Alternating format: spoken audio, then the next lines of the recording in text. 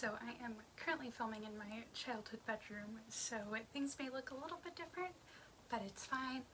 We're working with it. I don't know what to do with my hands when I'm standing. Hello, good morning, or good evening whenever you are watching this. I hope you are doing well. My name is Catherine, and today we are doing my October reading wrap-up. Y'all know how wrap-ups work, so let's just get into it. In the month of October, I read 13 books. Not my best month, also not my worst month. Right there in the middle. 3 of those books were ebooks, 5 were physical, and 5 were audio. I had an average rating of 4 stars exactly, so it was a pretty good reading month. The first book that I read in the month of October was A Golden Fury by Samantha Cohoe. I was asked to review this book as part of their blog tour. I made a whole video about it. Go ahead and check that out. I go into a lot of depth and do a whole reading vlog reading this book.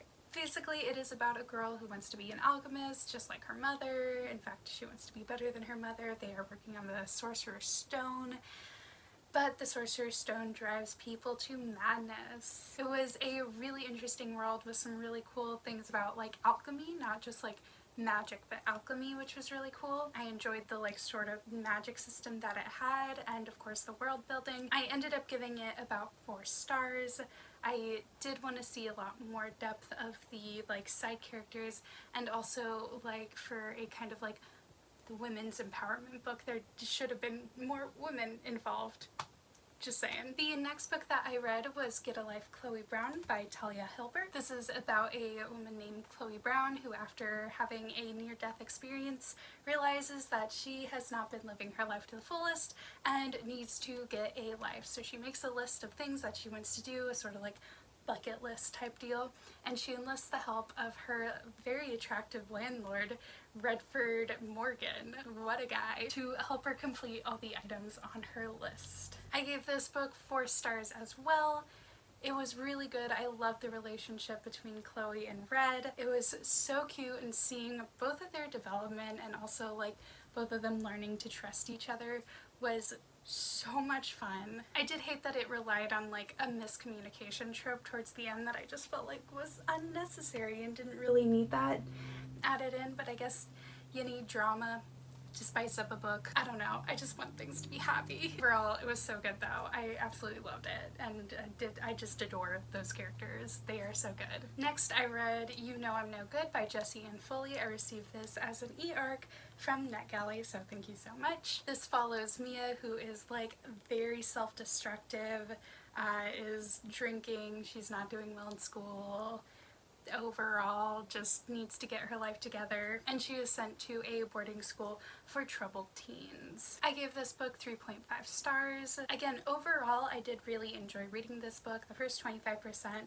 was a little like, oh wow, this is gonna be one of those books where it's like, look at this edgy teenager. I was very impressed by the overall journey that the book takes its readers on. It was very emotional, it was very gritty, while also like kind of giving you a sense of hope, which was really lovely. Also, there are some really fantastic side characters. I really love the development of the side characters. My like biggest complaint was that one of the like supporting characters could have fallen into some like very harmful stereotypes concerning her like sexuality, so I didn't love that part, but overall I really enjoyed the book. I do want to put some content warnings on here though for drug and alcohol abuse, sexual assault, talks of self-harm, suicide, and stalking. So the next book that I read was Practical Magic by Alice Hoffman. This book is like really hard to describe. It's like multi-generational, kind of. I know a lot of people have seen the movie. I still haven't seen the movie. I was supposed to watch the movie last month. Basically, like all the women in this family have like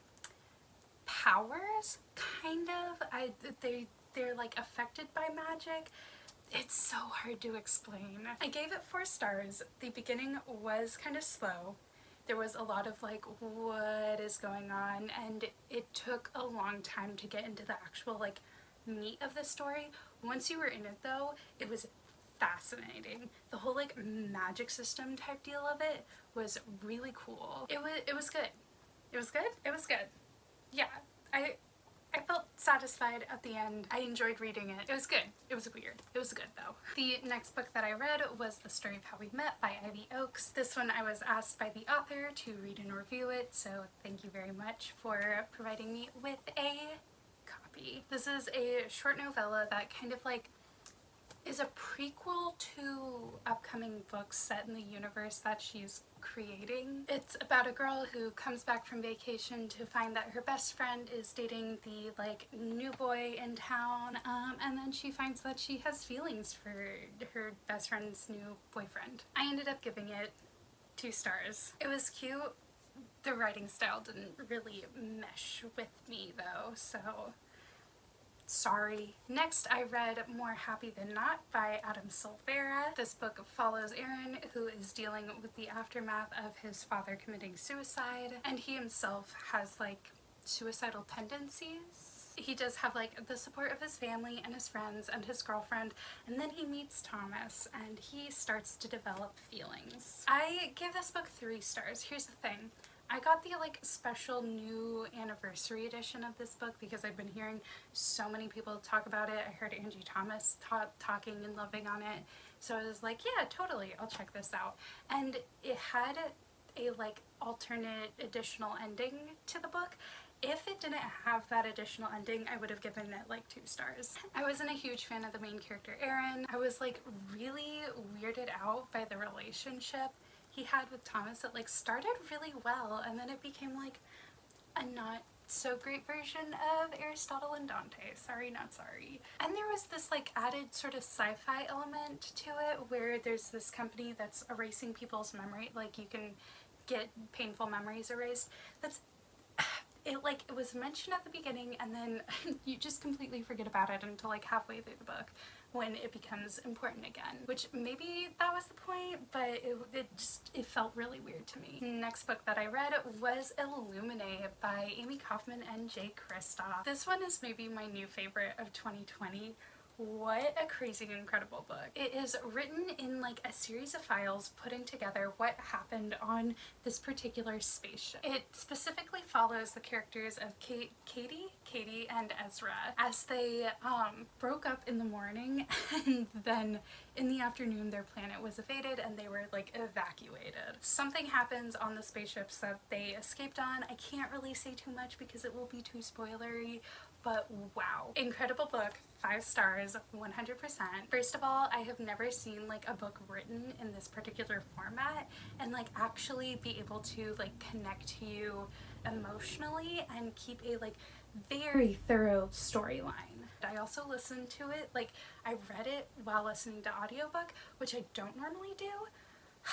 The like quality of the audiobook was incredible. It was like a full cast of characters with like sort of sound effect type deals. Incredible, amazing. Next I read Ghostwood Song by Erica Waters. This follows a girl named Shady Grove who has the ability to call ghosts with the fiddle of her father. After her brother is accused of murder, she wants to summon a ghost to try and clear his name, but everything comes with a cost, and there may be a darker side to playing this fiddle. I gave this one 4 stars. I love the overall plot of the story, and the writing style is absolutely gorgeous. There were times that I would find myself a little bit frustrated with the main character, but I did really love her overall development.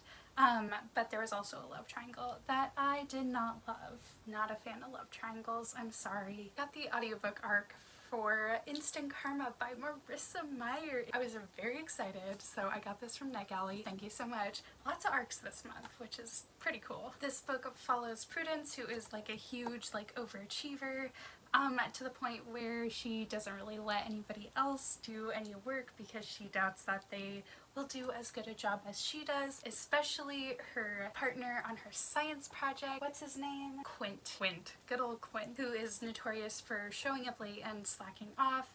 And because of their lack of partnership, she ends up getting a bad grade on her science project. So she and Quint have to find a way to work together over the summer to try and get their grade up. Things kind of change when she hits her head and she wakes up with the like ability to do karmic justice on people. Basically, if she sees someone doing something bad, if she like focuses her power on them, they get bad done to them. Yeah, there you go. I give this book 4 stars. I'm gonna be totally honest. I would have liked this book more if it didn't have that like sort of instant karma, the thing that it's named after, but if it didn't have that sort of subplot. The plot itself is very typical YA contemporary. You got boy and girl, they don't like each other, they get thrown together by certain circumstances. They learn that maybe there's more to each other than what met the eye at first. It was cute. Not anything majorly groundbreaking, but like, I thought that the characters were super cute, and I really enjoyed their overall arcs. That's something I really like about Marissa Meyer's writing, is her ability to write really well developed arcs for all of her characters. The like karmic power though, while it did serve the purpose of like teaching Prudence that not everything is black and white and not everyone is fully good and not everyone is fully bad, which is like Marissa Meyer's staple. The powers themselves felt like very underutilized and very underdeveloped. Yeah, it didn't always make sense. Up next, I read An Absolutely Remarkable Thing and a Beautifully Foolish Endeavor by Hank Green. An Absolutely Remarkable Thing follows the character of April May, who discovers one night when coming home from her job this 10-foot statue of a robot. She decides to call her friend and make a fun little video to post on YouTube about her discovering the statue. When she wakes up the next morning, she has gone viral and has discovered that these statues, which are now called the Carls, have appeared in several countries all over the world. At the same time, no one's quite sure. They might be aliens. The first book is a reread for me. I gave it 5 stars once again because wow, what a book. I was kind of worried I'd like reread it and not like it as much as I did the first time. No, I loved it. I love the character of April May. She is a deeply unlikable character, but she feels so real. She's like incredibly self-sabotaging. She is pretty selfish as well, but her like moments of vulnerability are so good. Also, the broader conversations that the books bring up are really fascinating. They are like all about like social media and the power that like influencers have and how people have sort of become brands online. It's very fascinating. I did give A Beautifully Foolish Endeavor 4.5 stars just because there were a lot of different perspectives, which was necessary. The first book was only from April May's perspective.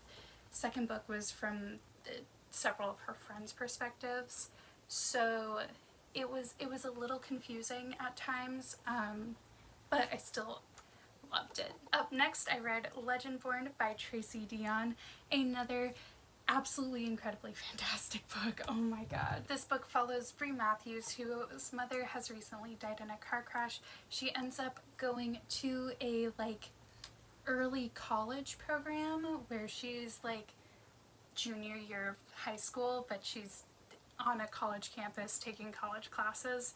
It's really cool. I didn't know that that was a thing. While there, she discovers a sort of secret society called Legendborns that fight these like monsters that no one else seems to be able to see, but she is able to see, as well as like the Legendborns. It is a sort of King Arthur, not so much retelling, but continuation. Basically, all these Legendborns are descendants of the Knights of the Round Table. It is filled with magic and adventure and romance. Also has very deep conversations about race. I gave this book 5 stars. Wow. It completely blew me away. It was one of my like most anticipated books of the year, which I am so pleased that I loved it so much. It is filled with like incredible twists and turns and unexpected things. There are some things that are like very deeply YA, but oh my god, it's incredible. It's such a good book. Please read it. Like please. Lastly, I read Amie and Roger's Epic Detour by Morgan Madsen. This book follows Amie, whose father recently died, and so her whole family is moving across country, and she is put in charge of bringing the family car, but because her dad died in the car crash, she is very hesitant to drive her car. So they enlist the help of a like family friend, Roger, to help her. It is such a 2010 YA contemporary. I did a whole reading vlog where I was reading it, so you can watch that right there. But wow, she let go of breaths she didn't know she was holding. They had to do some like bed sharing because there's only one bed. Oh no. I ended up giving it like 3.5 stars, 3 stars, 3.5 stars. We'll give it 3.5 stars because it was so much fun. It was so cheesy, but it's just one of those books that kind of just fills you with a lot of like happiness because you're like, man, this is so cheesy. I love it. My like biggest complaint about the book is that Amie's 17 and Roger is 19, which I don't love that age difference. Like, he's in college, she's still in high school. Ooh, that makes me a little uncomfy. But I did really like their relationship, and I loved the road trip aspect and the like just kind of flying by the seat of your pants going, hey, this looks like a cool thing, let's go here, which was really fun. Also, it was filled with like playlists, like in the book, man, I wish I had the book here to show you guys, but there's like playlists written out, which is really cool. Overall, enjoyed my time reading the book. It was really cute and sweet and fun. So there you go. Those are the books that I read in the month of October. It was a good reading month. I had a good time. What was your favorite book that you read in the month of October? Let me know down below in those comments. Thank you so much for watching. Be sure to like and subscribe. I hope you have a fantastic day, and until next time, bye!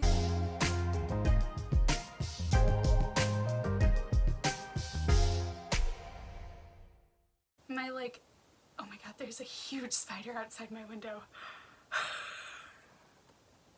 It's gone. We're good. Okay, that freaked me out.